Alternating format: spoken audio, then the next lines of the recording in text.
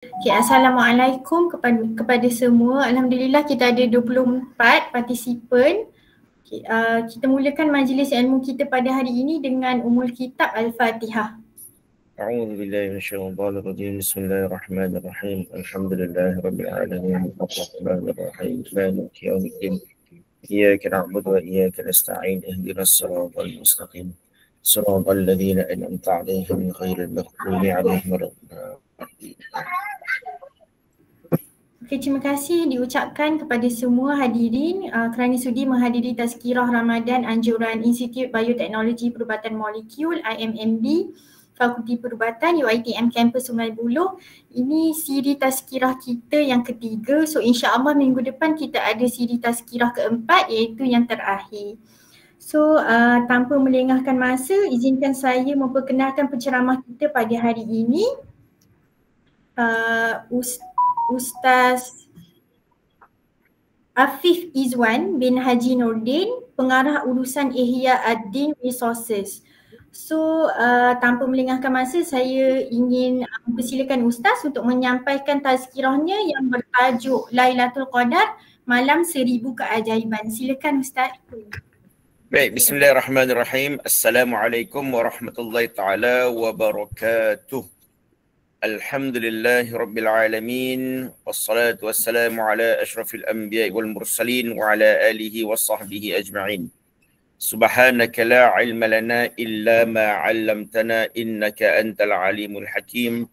Qala rabbi shrah li sadri wa yassir li amri wahlul 'uqdatam min lisani yafqahu qawli. Allahumma ya muallima Ibrahim al-hikmata 'allimna, ya mufahhima Sulaiman fahimna. Fafahamnaha Sulaiman wa kullan atayna hukman wa 'ilma. وسخرنا مع داود الجبال يسبحن والطير وكنا فاعلين يا رب سليمان ويا رب إبراهيم ويا رب موسى وعيسى ويا رب محمد صلى الله عليه وسلم أخرجنا من ظلمات الجهل والنسيان اللهم نورنا بنور علمك وأبعدنا النسيان اللهم ارزقنا فهم النبيين وحفظ المرسلين برحمتك يا أرحم الراحمين.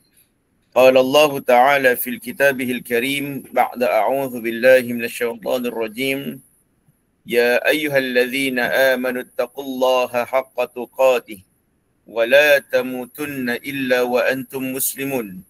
وقال الله تعالى أيضا يا أيها الذين آمنوا كتب عليكم الصيام كما كتب على الذين من قبلكم لعلكم تتقون. وقال الله تعالى أيضا أعوذ بالله من الشيطان الرجيم بسم الله الرحمن الرحيم إنا أنزلناه في ليلة القدر وما أدراك ما ليلة القدر ليلة القدر خير من 1000 شهر. وقال النبي صلى الله عليه وسلم من قام رمضانا إيمانا واكتسابا غفر له ما تقدم من ذنبه. Sadaqallahul azim wa sadaqan nabi sallallahu alaihi wasallam. Terima kasih kepada saudari pengacara majlis. Alhamdulillah, syukur pada Allah Subhanahu wa taala. Pada hari ini kita berkesempatan untuk kita bertemu dalam sesi perkongsian ilmu. Mudah-mudahan perkongsian ini memberi manfaat buat diri saya dan diri para pendengar sekalian.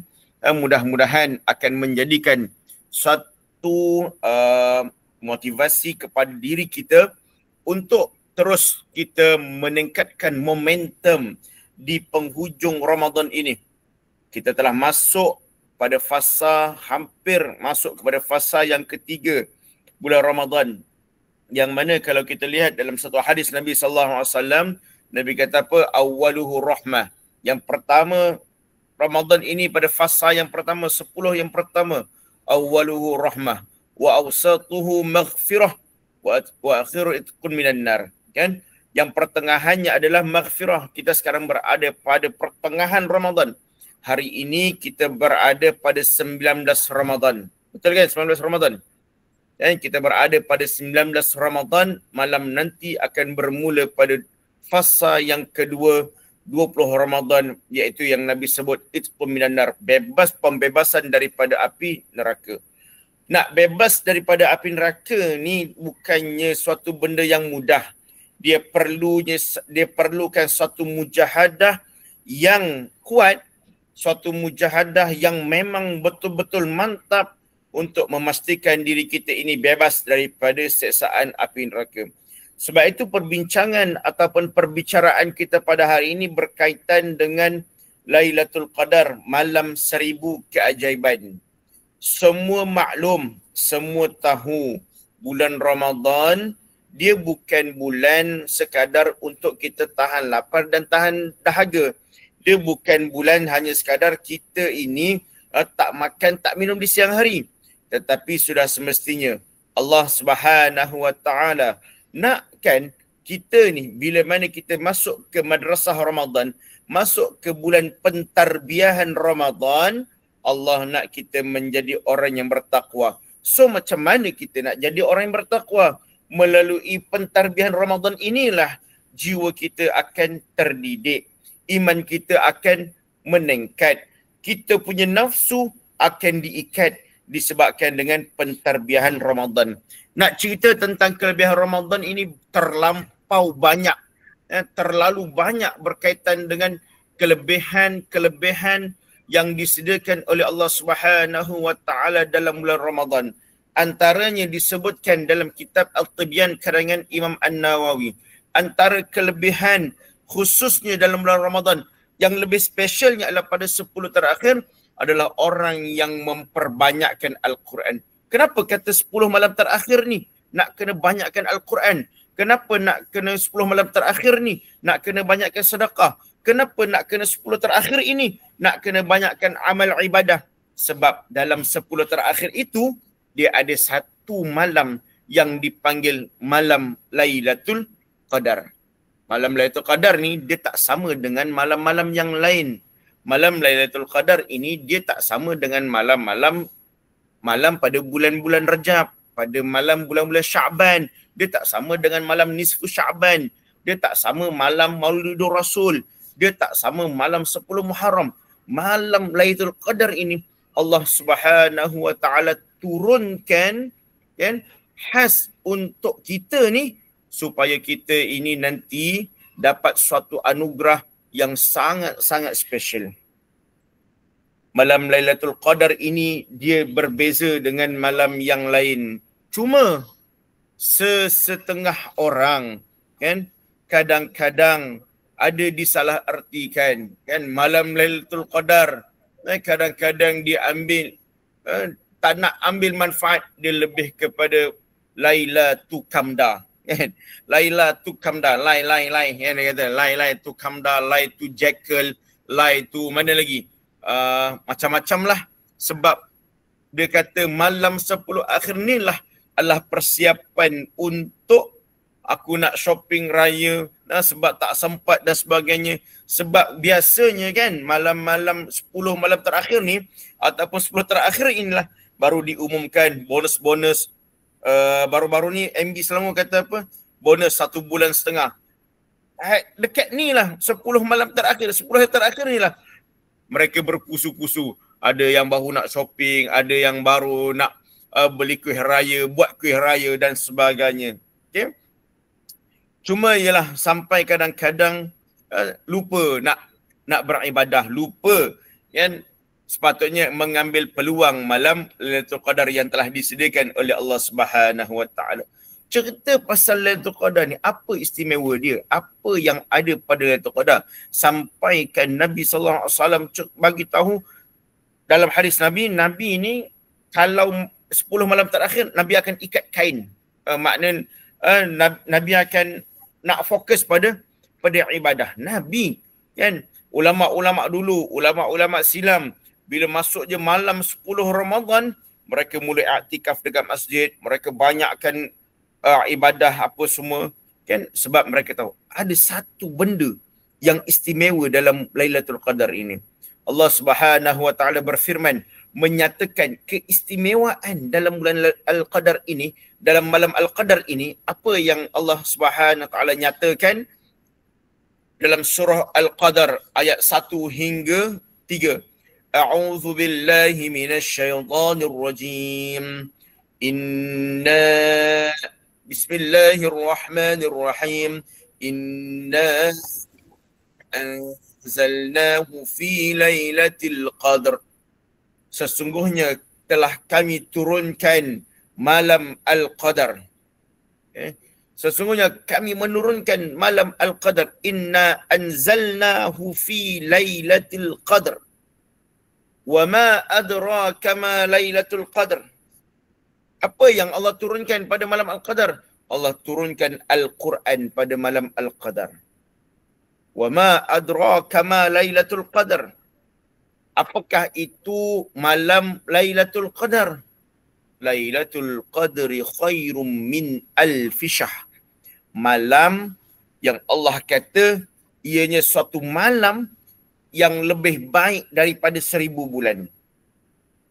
Maka kalau kita lihat pada konteks ayat ini, para pendengar sekalian, malam yang penuh dengan kemuliaan, malam yang diturunkan padanya Al-Quran, yang diturunkan daripada Lauh Mahfuz ke Baitul Izzah, daripada Baitul Izzah diturunkan kepada baginda Nabi SAW berperingkat-peringkat, bermula dengan surah Iqra bismi rabbikal ladzi khalaq, khalaqal insana min 'alaq, Iqra wa rabbukal akram alladzi 'allama bil qalam. Peristiwa itu dirakamkan ketika mana Nabi SAW berada keseorangan dalam Gua Hira, berkhalwat dalam Gua Hira, datang malaikat Jibril bagi tahu dekat Muhammad, wahai Muhammad, Iqra. Bagi tahu dekat baginda Nabi SAW, wahai Muhammad, Iqra. Nabi kata, ana ummi, aku ni buta. Buta huruf. Bukan buta mata, tak, buta huruf. Aku ni buta huruf. Mana aku tahu baca, mana aku tahu menulis. Malaikat Jibril peluk Nabi SAW. Kemudian dilepaskan, disebutkan lagi Iqra. Kan, bacalah. Nabi kata, ana ummi, aku ni buta huruf, aku ni tak tahu baca. Dia peluk sekali lagi, Iqra. Bacalah. Kemudian malaikat Jibril menyambung, Iqra bismi rabbikal ladzi khalaq. Bacalah dengan nama Tuhanmu yang menciptakanmu. Dan sampailah 5 ayat. Nabi balik dalam keadaan menggigil, ketakutan. Kan? Sebab datang satu makhluk yang pelik, buat bagi sesuatu benda dekat Nabi SAW. Itu sejarah penurunan Quran. Sebab itu dalam Quran ini bukan saya turunkan pada malam Al-Qadar, tetapi Ramadan ini bukan hanya sekadar ada penurunan Al-Quran, tetapi adanya malam Al-Qadar. Yang kedua dinyatakan dalam ayat tadi, Lailatul Qadri khairum min alfi syahr. Bulan, malam yang lebih baik daripada 1000 bulan. Agak-agak kita ni boleh tak menjamin diri kita ni untuk kita beramal selama 1000 bulan. 1000 bulan ni bersamaan dengan berapa tahun? 1000 bulan ni bersamaan dengan 83 tahun. 83 tahun kita boleh tak beramal? 83 tahun kita ni agak-agak kuat tak kita nak bangun, berdiri sembahyang, kita nak berpuasa, kita nak bersedekah, kan? Kita ada lagi tak, wujud lagi tak dekat dunia? Kan? Nak kata gitulah, 83 tahun. Tapi Allah Subhanahu Wa Taala memberikan suatu kelebihan yang terbaik, suatu ganjaran yang terbaik kepada mereka yang berusaha merebut, mengambil manfaat sesungguh-sungguhnya dalam bulan Ramadan ini. Kalau dia beramal sungguh-sungguh pada malam Al-Qadar, kerana dia beramal malam tu malam Al-Qadar, dia dapat seolah-olah beramal selama 1000 tahun, 1000 bulan, selama 83 tahun. Yang ketiga, apa yang berlaku pada malam malaikat Jibril, turunnya malaikat Jibril alaihi salam, kan? Malaikat yang turun membawa rahmat dan membawa keberkatan daripada Allah Subhanahu Wa Taala kepada mereka yang beribadah. Ibadah mana? Orang yang mula beribadahnya bermula daripada maghrib sampailah sahur, sampailah subuh.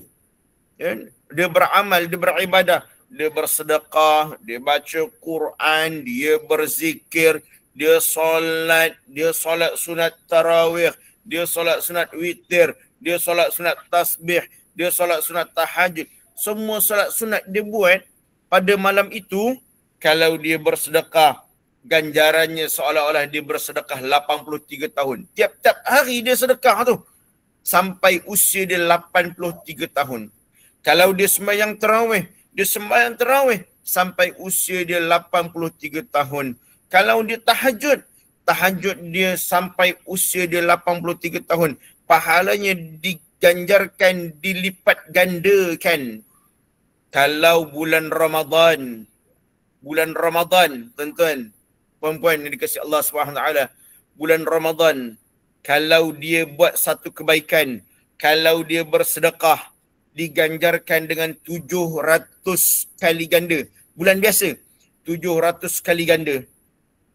Masuk bulan Ramadan, dia bersedekah, digandakan 700 kali ganda itu dikalikan dengan 10 kali ganda.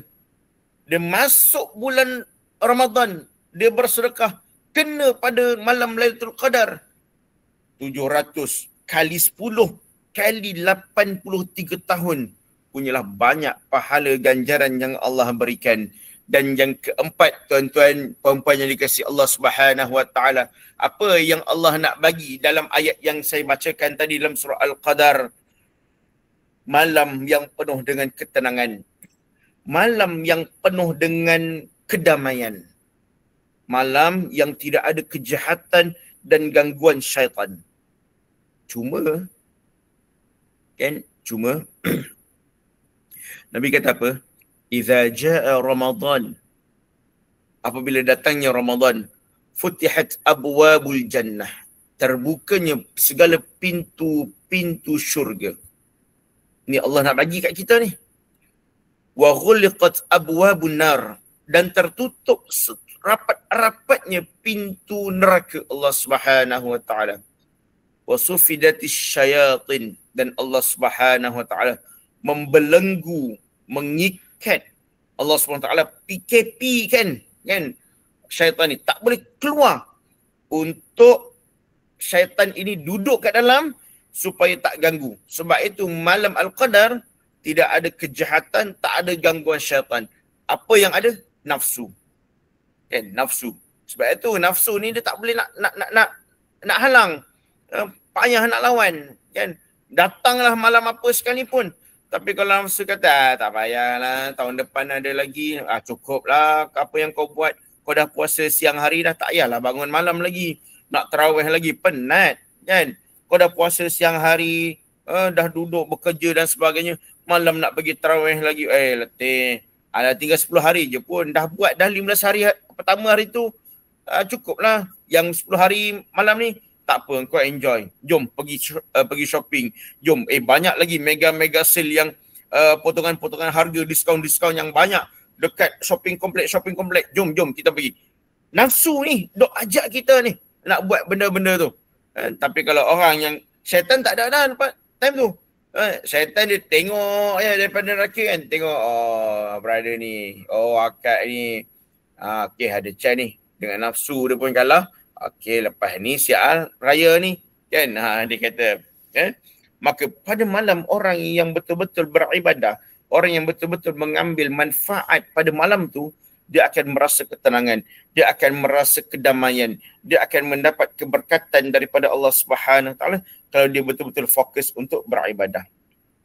Baik. Malam Lailatul Qadar. Ada orang tanya, Ustaz, macam mana kita nak tahu malam tu malam Lailatul Qadar?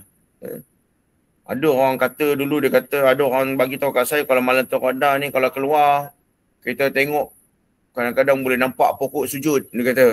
Kan, tiba-tiba pokok tu sujud. Pokok pinang, pokok kelapa punya lah keras gitu batang tu, tiba-tiba boleh sujud. Itu malam Lailatul Qadar tu, dia kata.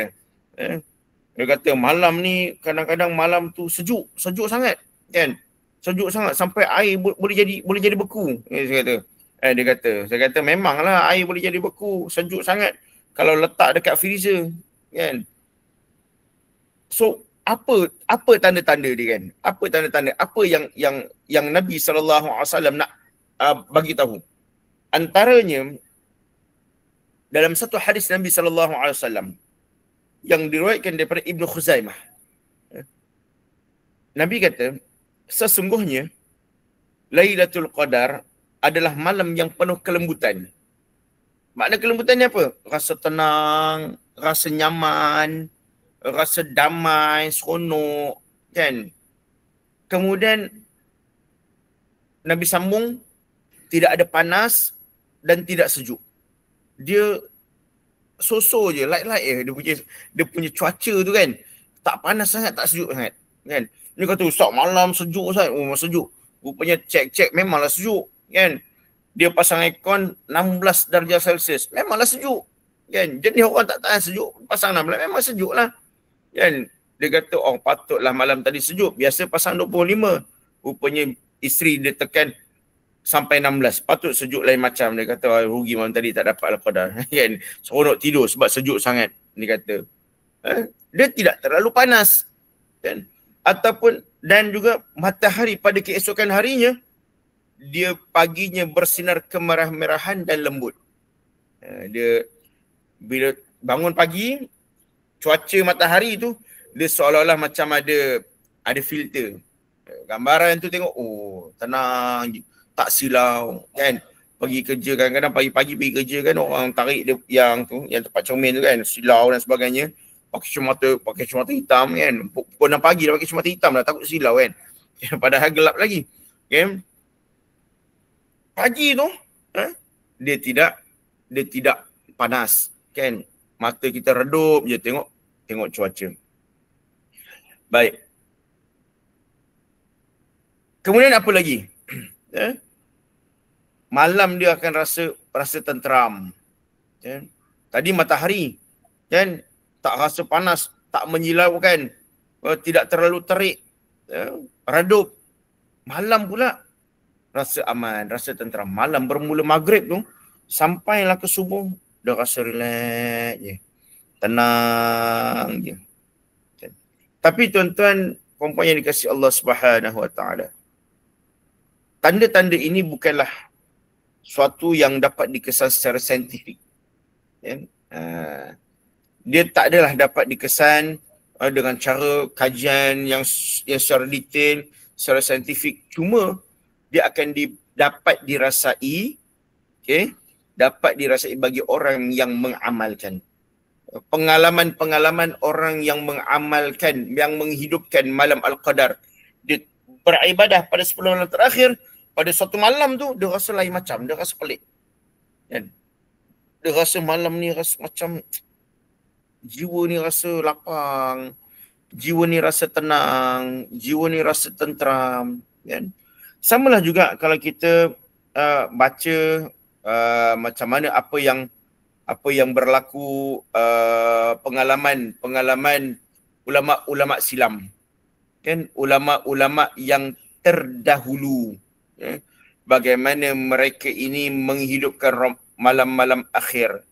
Mereka beribadah dan sebagainya, lalu mereka jumpa dan mereka mencatat pengalaman-pengalaman. Mereka ni, ulama-ulama dulu ni, dia hidupkan Ramadan ni bukan 10 malam terakhir ni tuan-tuan, perempuan. Mereka hidupkan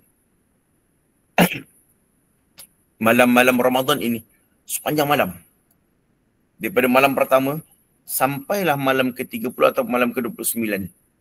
Kan, dia akan hidupkan. Malam ke-30 dia akan hidupkan. Kan? Kita dah kira dah. Kan? Tahun ni agak-agak Ramadan sampai Ramadan ke-30 ke Ramadan ke-29. Dia kata, Ustaz, kalau tengok pada unjuran dan anggaran yang saya buat, ketelitian, penelitian saya yang saya buat berdasarkan pengalaman-pengalaman dulu, berdasarkan kalender-kalender dulu, saya anggarkan pada tahun ini Ramadan 29 hari saja. Kita buat anggaran unjurannya seperti itu. Kita tidak buat unjuran bagaimana kita melihat berdasarkan pengalaman-pengalaman terdahulu, saya melihat malam Lailatul Qadar sekian.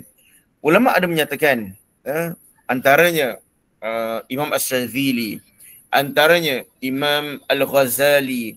Mereka ni ulama-ulama yang mu'tabar, yang sentiasa menghidupkan Ramadan tanpa miss, kan? Tanpa ada pergi shopping. Sebab tu mereka boleh menyusun. Antaranya adalah kan, antaranya kalau dilihat ulama-ulama dulu menyusun malam-malam Al-Qadar kan. Contoh hari Rabu, kalau puasanya hari Rabu, malam Lailatul Qadarnya pada malam 21. Kalau hari Selasa, malam Lailatul Qadarnya jatuh pada malam 25. Kalau hari Khamis, malam Lailatul Qadar jatuh pada malam 27. Kalau hari Ahad, malam Lailatul Qadar jatuh pada malam 29. Kalau hari Jumaat, malam Lailatul Qadar jatuh pada malam 27 atau 23 dan sebagainya. Ulama ada menyusun. Kan? Cuma tahun ni kita tengok kan, kita puasa pada hari Ahad. Kan, hari Ahad. Puasa pada hari Ahad.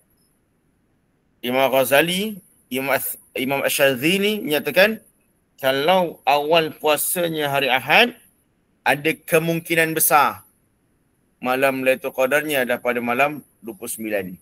Tapi jangan pula kita tunggu malam 29 je. Kan, kita kena hidupkan sepanjang malam.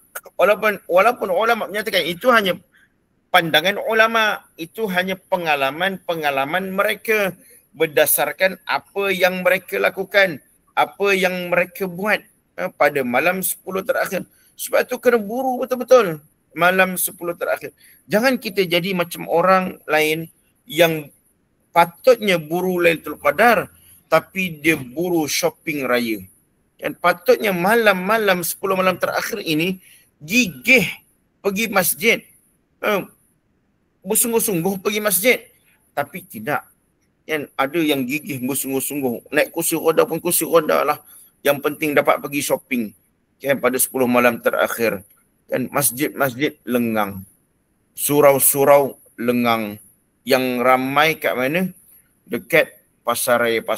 Dekat Kamda, dekat Jekyll, dekat butik-butik baju. Kan? Ramai yang kat situ. Bila tanya, malam 10 Ramadan ni, kan? Tak nak ke tambahkan ibadah? Tak nak ke tambahkan kualiti ibadah? Dia kata, alah relax lah. Kan? 20 hari dah saya fokus dekat ibadah. Kan? Ni nak cari peralatan tak sempat ni. Time ni lah baru ada. Maklumlah bonus baru masuk dia kata kan. Gaji pun baru masuk. Time ni lah baru nak shopping. Biar nampak bergaya sikit. Time raya nanti. Kan biar orang nampak baju ni kelip-kelip ni. Ni pakai songkok ni. Songkok tinggi tu. Tinggi 2 inci lebih daripada standard punya ni kan. Dia nak supaya nanti dia kata biarlah lawa-lawa sikit. Baju-baju sikit. Baju cantik-cantik sikit. Mana tahu kok beraya-raya rumah orang nanti jumpa jodoh kat sana ke kan. Dia kata gitu. Okey, baik. Dan sepatutnya malam-malam Ramadan ini dia lebih banyak kan baca Quran, khatam Quran. Bukan khatamkan resipi. Kan, bukan khatamkan resipi kuih raya. Bukan khatamkan resipi masakan dan sebagainya. Khatamkan Al-Quran, banyakkan baca Al-Quran. Ada yang bertungkus lumus beribadah. Kan? Ada yang bertungkus lumus beribadah. Sungguh-sungguh. Kan? Ada juga yang bertungkus lumus. Buat biskut. Buat apa nama? Tak nanas lah. Kuih siput lah. Kuih bangkit lah. Apa lagi? Kek batik lah. Sebagainya untuk persiapan hari raya. Kan? Okay. Tanya dah baca Quran lah. Saya hari ni saya study baca. Hari ni saya tak sempat baca Quran lah. Daripada pagi tadi saya baca resipi. Daripada tadi saya baca resipi Carol Amin. Kan sekarang ni popular. Yang kalau kita buka TikTok tu. Kepada Carol Amin. Kan? Kepada Carol Amin. Resipi. Saya berjaya buat resipi. Saya berjaya. Saya tak berjaya dan sebagainya. Orang duk sibuk kalut dengan benda macam tu. Nak buat apa kan? Malam-malam Ramadan ini dia kena fokus. Kena banyakkan ibadah. Bukan kena banyakkan juadah raya dan sebagainya. Baik. Okey. Sudah semestinya. Kan? Sudah semestinya. Apa yang Allah turunkan dekat kita ni, dia ada manfaat. Tidak ada satu benda yang Allah tak turunkan kepada kita ni melainkan ada manfaat-manfaat yang terbaik yang Allah nak bagi. Salah satunya adalah malam Al-Qadar. Dan bagaimana pula cara kita? Kita nak memanfaatkan malam Al-Qadar. Nak manfaatkan sungguh-sungguh. Antaranya sebagaimana Nabi SAW, Nabi kata apa? Carilah Lailatul Qadar pada 10 malam akhir di bulan Ramadan. Itu sebab para ulama, orang-orang salafus salih, orang-orang soleh, orang-orang yang nak mendekatkan diri pada Allah Subhanahu Taala, mereka berpegang kepada hadis ini. Hadis ni hadis riwayat Bukhari dan Muslim. Hadis ini adalah hadis sahih. Hadis ini bukannya palsu. Hadis ini bukannya maudhu'. Hadis ini bukan dhaif. Hadis ini diriwayat oleh Imam Al-Bukhari dan Imam Muslim. Kalau kita lihat susunan-susunan yang disusun oleh Imam Bukhari dan Imam Muslim, rujukannya ini kedua tertinggi selepas Al-Quran. Nabi kata, carilah malam Al-Qadar, carilah Lailatul Qadar pada 10 malam terakhir di bulan Ramadan. Kenapa Nabi suruh cari? Sebab dalamnya banyak keberkatan, dalamnya banyak ganjaran-ganjaran yang Allah nak bagi dekat kita. Kan? Malam Al-Qadar ini, okay, adalah suatu malam yang memang special Allah bagi. Special sangat Allah bagi dekat kita.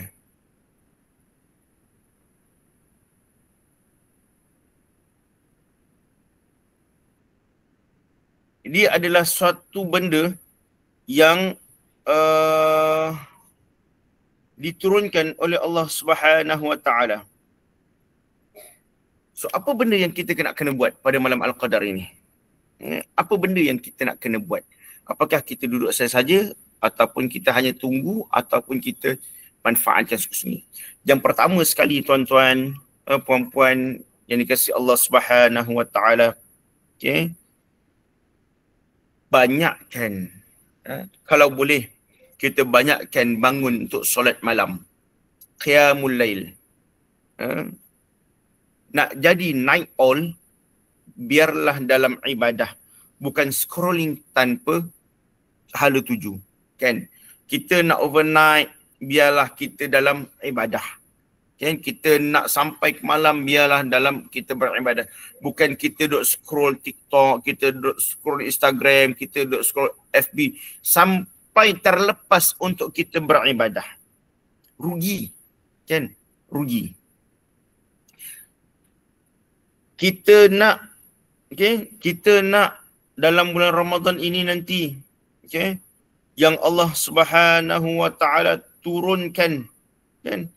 Turunkan ini adalah suatu benda rahmat yang Allah Subhanahu Wa Taala beri.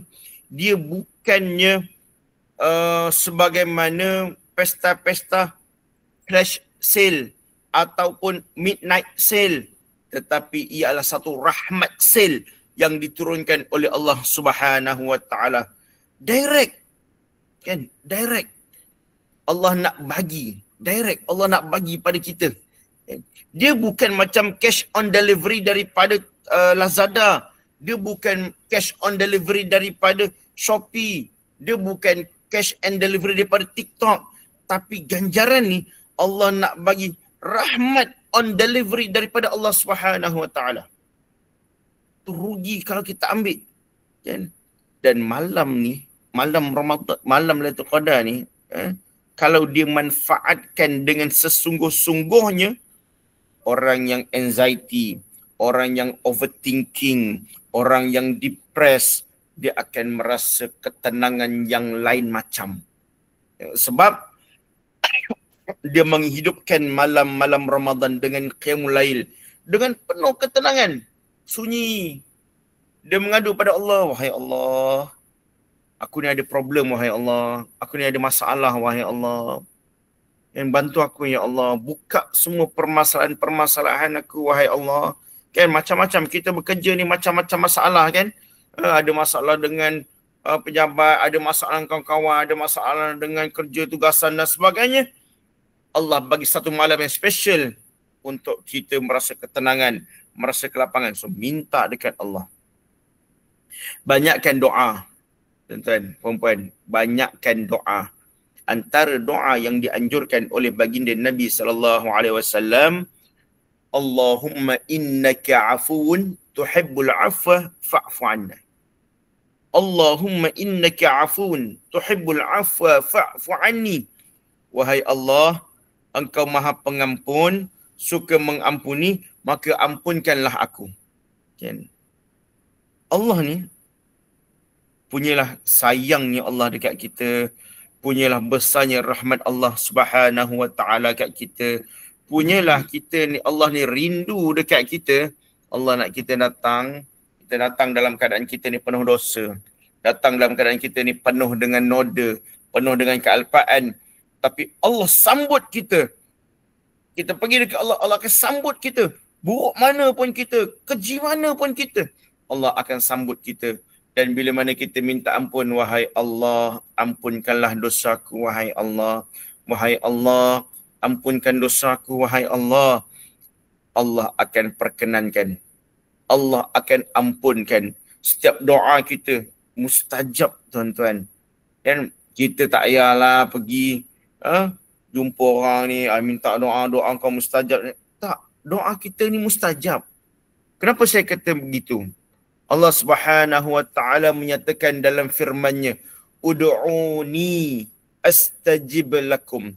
Mintalah dekat aku, nescaya aku akan perkenankan. Ni janji Allah ni. Kan? Mintalah dekat aku, Allah akan perkenankan. Tapi Ustaz, saya dah minta lama dah. Bila pula Allah nak perkenankan? Allah perkenankan dalam dua keadaan. Sama ada Allah perkenankan secara on the spot. Yang kedua, Allah akan perkenankan bila tiba masanya nanti. Yang penting kita minta dekat Allah. Allah ni nak hamba-Nya minta kat dia. Kan? Minta Allah akan bagi. Minta, tuan-tuan. Minta je Allah akan bagi. Apa kita nak minta, yang penting untuk kebaikan diri kita, untuk kebaikan agama kita, untuk dekatkan diri pada Allah Subhanahu wa taala, Allah akan bagi. Baik. Itu antaranya ni. Antara lain pula, kan? Dalam berdoa. Ya, berdoa kita minta. Kalau kita sanggup request, kan? Request maaf ni, contohlah kan, dalam berdoa, Allahumma innaka afun tuhibbul afwa fa'fu anni, ya Allah, ampunkan dosaku, ya Allah, Engkau Maha Pengampun, ya Allah. Ada satu kisah, ya. Kisah seorang lelaki yang telah membunuh 99 orang. Hadis ni hadis sahih. Dinyatakan dalam kitab Riyadhus Salihin karangan Imam An-Nawawi. Ada seorang lelaki yang telah membunuh 99 orang. Kemudian dia bertemu seorang abid. Abid ni ahli ibadah. Dia kata, wahai Tuhan, aku tengok engkau ni beribadah dan sebagainya, banyak beribadah, mesti engkau dekat dengan Allah, aku nak minta pendapat. Dia kata, kau nak minta pendapat apa? Aku ni dah 99 orang aku bunuh. Kan? Agak-agak kan kita ni kan duduk, tuan-tuan duduk dekat office kan, dekat mana fakulti bioteknologi kan, molekul, okay? Duduk kat situ, tiba-tiba ada orang datang. Stop itu, member datang. Okay. Aku ni nak tanya satu benda lah. Okay. Kau nampak muka aku baik kan? Kau nampak muka aku okey. Tapi sebenarnya aku ni dah bunuh 49 orang. Dia kata. Aku dah bunuh 49 orang. Agak-agak kita macam mana? Ui, ketar badan kan? Ni kalau saya jawab, aku yang kena bunuh kat ni kan? So, Abid ni, dia tak tahu apa. Kan? Dia kata, aku ni dah bunuh 99 orang ni. Kan? Tapi aku nak bertaubat. Macam mana? Agak-agak Allah terima tak? Kau ni dah teruk sangat dah ni. 99 orang. Confirm Allah takkan terima. Allah takkan ampunkan dosa kau. Kan? Dia pun frust. Ya Allah, macam mana pula ni? Allah tak terima. Dia pun tengok Abid tu. Dia kata, alang-alang Allah tak terima. Aku cukupkan je lah 100. Zap. Habis. Abid tadi mati disebabkan dibunuh oleh lelaki tadi, menjadi orang yang ke-100. Tapi dalam masa yang sama dia masih lagi mencari lagi. Dia murung, dia cari. Dia pergi dekat satu kampung. Dia pergi dekat satu rumah, satu tempat di hujung kampung. Dia jumpa orang, dia kata, aku nak minta pandangan, ada tak orang alim? Dia kata, orang kampung kata, pergilah dekat hujung kampung ni ada orang alim, kau pergi jumpa dia. Kan? Sebab tu beza tuan-tuan. Beza abid dengan alim ni beza. Orang yang banyak ibadah dengan orang yang alim ini berbeza. Orang yang beribadah dia hanya fokus ibadah saja. Ibadah je. Tapi orang yang alim ini dia tahu banyak ilmu, dia tahu banyak benda. Kan? Sebab tu antara ada satu kisah bagaimana seorang ahli ibadah dengan seorang alim, ketika mana syaitan datang, kan? Dia kacau orang yang sedang solat. Dia tak kacau orang alim yang sedang tidur. Dia kacau orang yang sedang solat. Tanya, member dia tanya, Tan, Tan, kenapa kau kacau member yang tengah sembahyang tu? Kenapa kau tak kacau dengan orang yang tengah tidur? Dia kata, tak boleh, bahaya. Orang yang tengah tidur tu orang alim tu. Kalau aku kacau dia, dia terjaga, dia tengok member dia sembahyang tak betul, dia akan betulkan. Tak boleh, tak boleh. Baik aku biar kacau dia ni, biar dia rasa sembahyang dia betul. Tu. Orang abid ini, dia kacau. Orang alim ni syaitan takut. Okay? Sebab tu kita kena ada ilmu. Kan? Kena ada ilmu. Baik. So, apa yang berlaku kepada lelaki tadi? Bila mana dia pergi dekat orang alim tadi, orang alim tadi kata, aku ni, sama lah juga aku ni, baru je bunuh seorang abid. Dia kata, aku baru je bunuh seorang abid ni, genapkan pembunuhan aku selama 100 orang. Terkejut dia. Yelah, aku tanya kat dia tadi. Aku ni bunuh dia 90, aku dah bunuh 99 orang. Dia kata, patut aku tanya dia, Allah ni terima ke? Allah ni terima ataupun tidak? Dosa aku ni, aku dah bunuh 99 orang ni. Dia kata apa? Dia kata tak ada. Dah tak ada chance dah. Confirm neraka tempat kau. So bila dia kata macam tu, alang-alang masuk neraka, aku bunuh je lah dia kan. So sekarang ni aku nak minta pendapat kau ni. Kan? Aku nak minta pendapat kau ni. Aku dah bunuh 100 orang. Kan? Aku dah bunuh 100 orang. Allah ni terima ataupun tak dosa aku kalau aku bertaubat? Orang alim, dia akan jawab relax. Dia bukan sebab takut ni kalau aku salah jawab ni, kalau aku kata tak, Allah tak terima ni, aku jadi orang ke-101 ni kan. Dia tak macam tu. Dia jawab dengan tenang. Dia kata, sebesar mana pun dosa yang dilakukan oleh hamba-Nya, selagi mana tidak mensyirikkan Allah dan dia bertaubat bersungguh-sungguh, maka Allah Subhanahu wa taala akan ampunkan dosa dia. Kan, Allah akan ampunkan semua kesalahan dosa-dosa yang dilakukan. Tapi dengan syarat bertaubat sungguh-sungguh. Macam mana cara nak taubat sungguh-sungguh? Kau jangan duduk kat kampung ni, kau pergi dekat kampung lain. Kau pergi dekat satu kampung ni memang kampung orang baik-baik, kau pergilah bergaul dengan kampung tu, orang kampung tu beribadah, semayang dan sebagainya, kau bergaul dengan mereka. Dia kata, baiklah, terima kasih Tuan Guru, aku pun nak bertaubat, aku pergi ke kampung tu. Dalam perjalanan menuju ke kampung tadi, takdir Allah Subhanahu wa taala, malaikat Israel datang mencabut nyawa. Dia pun mati di pertengah-tengahan jalan nak pergi ke kampung untuk dia bertaubat. Datang dua malaikat, malaikat azab dengan malaikat rahmat, berebut nak ambil roh dia tu. Malaikat azab kata dia dah bunuh 100 orang. Kan, dia dah bunuh 100 orang. Dia ni patut diseksa, dia ni hak aku patut nak sumbat dalam neraka. Malaikat rahmat kata, mana boleh macam tu. Dia tadi pergi jumpa orang alim, dia kata nak bertaubat. Dalam perjalanan nak bertaubat, dia mati. Kan? So dia ni nak bertaubat. Allah kan Maha Pengampun. Dia kata tak boleh. Kan? Tak boleh. Dia belum bertaubat lagi. Maka dua-dua naik jumpa dengan Allah. Wahai Allah, macam mana nak buat ni wahai Allah? Kan? Macam mana nak buat ni? Hamba engkau ni yang bunuh 100 orang ni, dia nak bertaubat. Tapi dia tak bertaubat lagi. dia dah mati. Allah kata apa? Pergi tengok balik kat dia. Tengok jarak antara kampung yang dia nak bertaubat tu dengan kampung yang dia buat masalah tu, jarak dia mana yang lagi dekat. Takdir Allah Subhanahu wa taala, dengan rahmat dan kasih sayang Allah Subhanahu wa taala. Nak katakan Allah ni Maha Pengampun, tuan-tuan, puan-puan yang kasih Allah Subhanahu wa taala. Tengok-tengok ukur-ukur dah ikut spek JKR apa semua, dia punya jarak dan sebagainya, ikut spek. Malaikat ikut spek dan sebagainya.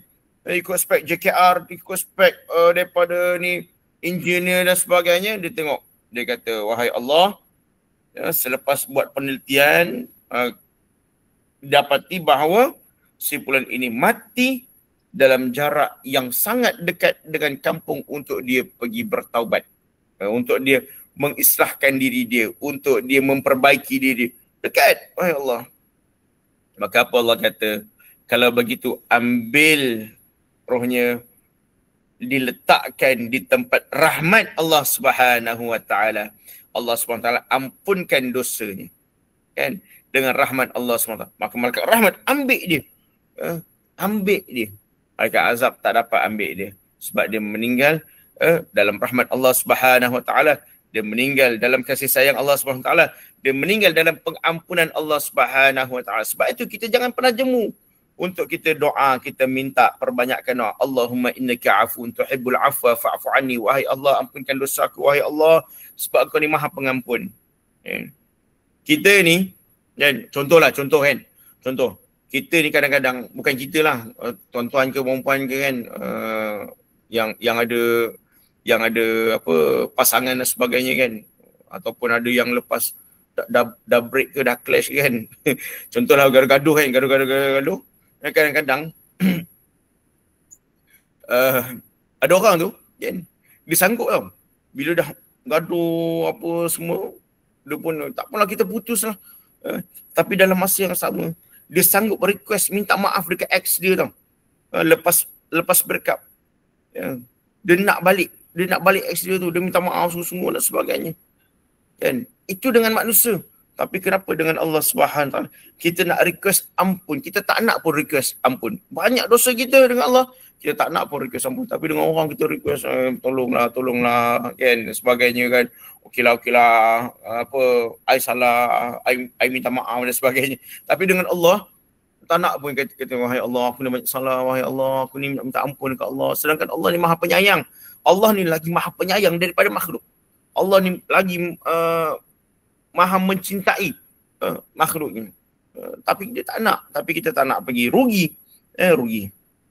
Yang ketiga, banyakkan baca Quran. Kan? Manfaatkan malam Lailatul Qadar ni dengan memanfaatkan, banyakkan baca Quran. Jangan kita duk banyak layan caption IG lah, TikTok lah, kan? Apa lagi, Facebook lah, macam-macam benda, kan? Banyakkan kita baca surat cinta daripada Allah Subhanahu Wa Taala, kan? Kisah-kisah yang ada pada dalam Al-Quran. Quran ni Allah bagi kan sebagai suatu petunjuk. Syahrul Ramadan allazi unzila fihi al-Quran hudal linnas, sebagai petunjuk bagi manusia. Kan? Dalam Quran, zalikal kitabu la raiba fihi hudal lil muttaqin. Itulah kitab, yakni Al-Quran, yang tiada keraguan padanya, petunjuk bagi orang yang bertakwa. Dalam Quran ni macam-macam cerita ada. Macam-macam kisah ada diceritakan dalam Al-Quran. Bagaimana kisah Nabi Nuh AS, bagaimana kisah Nabi Musa AS, bagaimana kisah Nabi Ibrahim AS, bagaimana kisah Nabi Muhammad SAW dalam Al-Quran. Cerita banyak tentang kisah-kisah ni untuk bagi motivasi pada diri kita. Yang keempat, perbanyakkan bersedekah. Nak invest, inilah masanya. Kan? Inilah saham akhirat. Confirm untung tanpa risiko. Kan? Nak invest ni masanya. Kalau kita dekat dunia, kita dah terlambat nak invest. Contoh, aku nak invest untuk emas, tapi alamak, harga dah mencecah nilai dalam sejarah. Harga dah macam RM400 lebih. Oi, nak invest. Tak cukup. Aku nak invest dalam pelaburan-pelaburan. Contoh, nak invest apa? Dalam Bitcoin. Kan? Dulu masa harga 60,000 tak nak. Sekarang harga dah cecah 100,000 baru nak invest. Susah. Nak dapat keuntungan tu susah. Dan kadang-kadang kita nak invest ni, kita takut ada risiko-risiko. Kan kita letak dalam 10,000, tiba-tiba kita loss. Loss 7,000, loss 3,000. Ada yang totally loss. Tak dapat apa-apa. Tapi dengan bersedekah, suatu investment yang terbaik untuk diri kita dekat akhirat nanti. Yang confirm tak akan rugi, tuan-tuan. Percayalah, buat benda ni, dia tak akan jadi sia-sia tau. Kan? Allah akan balas balik, Allah akan ganti balik. Kan? Pernah tak kadang-kadang kita rasa buat, kita bagi sedekah, tiba-tiba balik ni, orang ada bagi hantar makanan, orang ada bagi duit, orang ada bagi macam-macam. Kadang-kadang kita ada buat side income dan sebagainya, job masuk dan sebagainya. Sebab apa? Sebab kita fikir, aku tadi sedekah lah. Aku tadi bagi orang ni RM5, Allah ganti balik kat aku RM50. Kan? Ada satu kisah, tuan-tuan, berlaku, dia ni masukkan duit dalam tabung masjid. Masukkan duit dalam tabung masjid, dia masukkan RM1 je. Bila masuk dalam tabung masjid, kan dekat tabung masjid tu ada pembaris. Kan? Duit tu macam penuh sangat. Dia pun, yelah masuk RM1, sorok-sorok lah. Kan? Lepas tu dia jolok lah. Bila dia masukkan RM1, dia jolok. Dia tarik balik RM1, dia tarik balik pembaris tu, keluar RM10 daripada tabung masjid tu. Dalam hati dia kata, ya Allah, baiknya engkau wahai Allah. Dia kata, aku masukkan RM1, kau keluarkan RM10 daripada tabung masjid ni. Dalam hati tu dia kata, agak-agak tadi kalau aku masuk RM10, mesti keluar 100. Kan? Tapi sebab itu duit daripada tabung masjid, dia pun tak tergamak lah nak ambil, tuan-tuan. Kan? Duit tabung masjid. Kalau pakai gitu, buat gitu dengan Tok Imam, dengan Tok Bilal, Tok Siap semua, duk main juluk tabung masjid je, masuk RM1, keluar RM10, masuk RM10, keluar RM100 kan. Tapi nak tunjukkan, perumpamaannya macam tu lah. Kan, perumpamaannya macam tu. Kita bagi RM1, Allah bagi balik. Kan. Kita bagi RM10, kita ada RM10. Kan, kita ada RM10, kita bagi RM1. Kalau secara perkiraan asalnya, kita rugilah RM1. Tapi sebenarnya di sisi Allah Subhanahu Wa Taala, kita tidak akan mengurangi. Kalau ada soalan bolehlah, tapi jangan banyak-banyak soalan tu. Okey. Baik. Dia tak akan mengurangi sedikit pun. Maka tuan-tuan yang dikasihi Allah Subhanahu Wa Taala, okey, rebut peluang yang ada. Okey. Peluang yang ada ini jangan sia-siakan. Orang ramai dia nak, aku duduk dalam bulan Ramadan ni, aku nak berusaha, aku nak beramal. Ramai yang nak. Kan? Tapi ramai yang tak dapat. Sebab apa? Sebab kecundang dengan hawa nafsu. Sebab apa? Sebab dia sakit. Sebab apa? Sebab dia terlantar, tak boleh nak buat apa-apa dan sebagainya. Tapi dia nak. Kita ni tuan-tuan, puan-puan yang dikasihi Allah SWT, para pendengar sekalian, okay?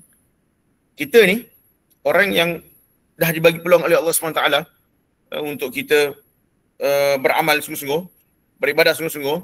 Allah dah bagi peluang yang besar, rebut peluang ni. Sebab Lailatul Qadar ni adalah suatu benda yang eksklusif. Dia macam flash sale. Tapi yang ini hanya Allah yang tahu bila berlaku. Kan? Dia macam dia ada kan dekat apa? Kita pergi dekat shopping mall apa semua, dia ada umumkan, okey, flash sale pada jam pukul 3 sampailah pukul 5 petang hari ini akan ada tawaran diskaun yang kau kita akan buat daripada harga 500 kita turunkan kepada harga RM50. Contoh, kan? Kita dah tahu dah. Pukul 3 kita dah standby, kan, untuk rebut peluang tu. Tapi ini adalah mega sale, flash sale yang Allah sediakan, tapi hanya Allah je yang tahu. Orang yang rebut peluang ni je yang akan dapat benda ni. Jangan lepaskan peluang. Bukan semua orang dapat peluang hidup sampai Ramadan lagi pada tahun depan. Kita pun tak tahu kita ni boleh ataupun tidak sampai pada penghujung Ramadan. Kan?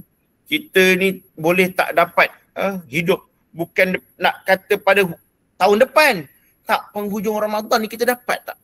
Kan? Sebab tu kita jangan lepaskan peluang yang Allah berikan. Kalau kita rasa kita boleh stay up untuk World Cup, untuk game final, untuk TikTok live dan sebagainya, kenapa kita tak nak, kita tak boleh stay up untuk kita bersama dengan Allah Subhanahu wa taala? Sebab Allah Subhanahu wa taala akan bagi lebih banyak ganjaran yang diturunkan oleh hamba-Nya. Okay. Assalamualaikum Ustaz. Surah Al-Qadar ayat 1, Al-Quran diturunkan pada malam Al-Qadar, tapi sambutan nuzul Quran pada 17 Ramadan. Boleh Ustaz jelaskan? Okey. Malam Al-Qadar diturunkan, inna anzalnahu fi lailatul qadar. Al-Quran diturunkan pada malam Al-Qadar. Tapi kenapa 17 Ramadan? Ada perbahasan ulama dalam penentuan nuzulul Quran. Okey. Ada yang kata bukan 17 Ramadan, ada yang turun pada malam Al-Qadar. Kenapa begitu? Kenapa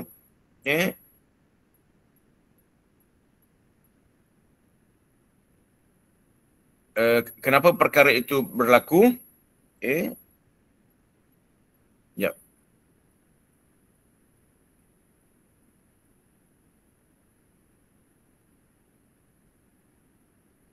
Okay. Sebabnya, Al-Quran itu diturunkan pada malam 17 Ramadan sebab peristiwa ini diambil daripada permulaan wahyu yang pertama sekali diturunkan oleh Nabi sallallahu alaihi wasallam. Maknanya bukanlah sekedar tu, kan? Bukanlah satu tu, tetapi penurunan wahyu yang berlaku. Penurunan wahyu yang berlaku iaitu dalam surah Al-Alaq. Pendapat ulama menyatakan bahawa 17 Ramadan dikaitkan dengan nuzulul Quran kerana ia merujuk kepada hari pertama wahyu diturunkan kepada Nabi sallallahu alaihi wasallam. Pada malam Al-Qadar, pada malam Al-Qadar, Allah Subhanahu wa taala turunkan Al-Quran daripada Lauh Mahfuz ke langit dunia. Tu seketul. Quran daripada Lauh Mahfuz turun Baitul Izzah. Tu malam Al-Qadar. Tapi daripada Baitul Izzah turun kepada Nabi sallallahu alaihi wasallam pada wahyu yang pertama, Iqra bismi rabbikal ladzi khalaq, adalah pada malam 17 Ramadan. Sebab apa? Diturunkan pada malam Al-Qadar sebab malam 1000 bulan. Kenapa diturunkan pada 17 Ramadan kepada Nabi wahyu yang pertama? Sebab permulaan kerasulan Nabi Muhammad sallallahu alaihi wasallam. Adakah malam Al-Qadar berlaku serentak seluruh dunia sebab ada perbezaan masa antara negara sebelah barat dan timur? Berlaku serentak seluruh dunia pada malam-malam yang telah ditentukan oleh Allah Subhanahu wa taala. Kalau dekat Makkah pada malam tu, malam 21 lah dia dapat. Malam tu lah dia akan dapat. Kan? Kalau kat Makkah malam 21, kita malam 22. Kan? Contohlah, Al-Qadar turun pada malam 21. Kan? Makkah dia ganjaran dia sama je. Kan? Dia sama je. Dia tak ada yang berbeza. Maknanya kalau dia tak ada, alamak Mekah dah 21, kita lambat 21. Tak payahlah buat. Tak. Dia ikut pada keadaan kita, pada wakil semasa kita. Kan? Pada tempat kita berada. Kalau malam kita ini di Malaysia malam 21 dia hari Khamis, hari Jumaat, malam 21 lah. Malam Al-Qadar kat Malaysia lah pada malam 21 contoh. Kalau malam Al-Qadar 21 dekat Mekah hari Khamis, dia orang akan dapatlah pada malam Al-Qadar. Tapi ganjaran Allah ni sama je. Malam Al-Qadar ni sama je. Dia tidak ada beza. Okey.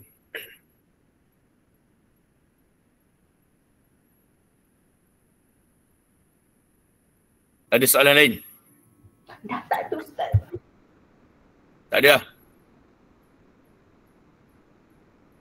Okay, Alhamdulillah. Semoga jelas dan faham dan didoakan. Semoga tuan-tuan, puan-puan semua dapat menghidupkan malam Al-Qadar dengan penuh semangat, dengan penuh kesungguhan, sebab kita tak tahu bila lagi kita akan bertemu dengan Ramadan. Carilah, rebutlah peluang yang Allah bagi ini. Bukan sekadar kita merebut peluang di shopping mall, bukan hanya sekadar kita merebut peluang di shopping kompleks, tapi kita rebutlah, kita burulah malam Lailatul Qadar. Mudah-mudahan kita mendapat ganjaran yang terbaik daripada Allah SWT. Mudah-mudahan amalan yang kita lakukan, kita buat satu malam, kena jackpot tuan-tuan, perempuan.